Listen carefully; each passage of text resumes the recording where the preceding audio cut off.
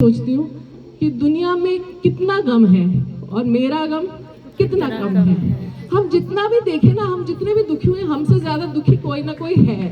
इसलिए जब भी दुखी हो, हाथ जोड़ के भगवान को फिर भी थैंक यू बोलो कि आपने हमें अभी भी बहुत कुछ दिया है। इससे भी बुरी हमारी हालत हो सकती थी। अब बस अपना कर्म करते जाना है, रोज सुबह उठना है, कर्म करना है।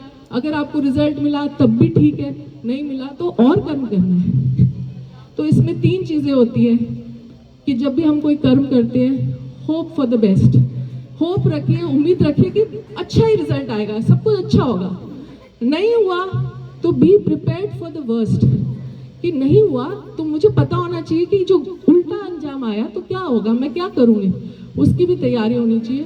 और अंजाम जो आता है यूजुअली बेस्ट और वर्स्ट के बीच में ही कहीं हमारे पास आता है, तो उसको एक्सेप्ट करना है, एक्सेप्ट द रेस्ट।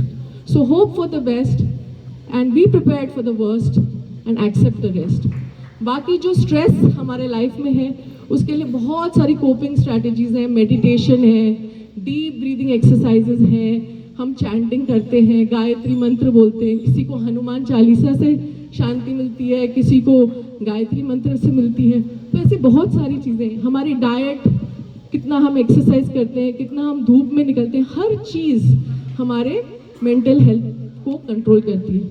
अब जैसे इन्होंने बताया कि हम सब एक्टर हैं और हमारा सब कुछ पहले से डिसाइडेड है, लेकिन मैं बस एक चीज़ बोलना चाहूँगी कि जो अच्छा एक्टर होता है ना, जब वो स्टेज पे जाता है, ऑडियंस का रिस्पॉन्स देखता है तो वो इम्प्रोवाइज करता है, उस सिचुएशन के हिसाब से कई बार अपना डायलॉग बदल देता है, देखता है कि ऑडियंस को इसमें मज़ा आ रहा है तो वैसा ही कुछ डायलॉग देता है।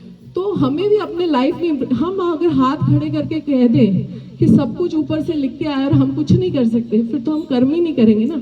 इसलिए हमें इम्प्रोवाइज करना है, हमें अपनी पूरी कोशिशें डालनी है और अपने लाइफ में इस चीज़ को ध्यान रखना है कि 25% हमारे हाथ में, 75% हमारे हाथ में नहीं है, पर उस 25% पे आपको पूरा जोर लगाना है। और खुश रहना एक कला है, खुश रहना एक कला है, और ये कला वहीं आती है जहाँ विज्ञान और आध्यात्म दोनों मिलते हैं। So happiness flourishes where science and spirituality meet. Thank you.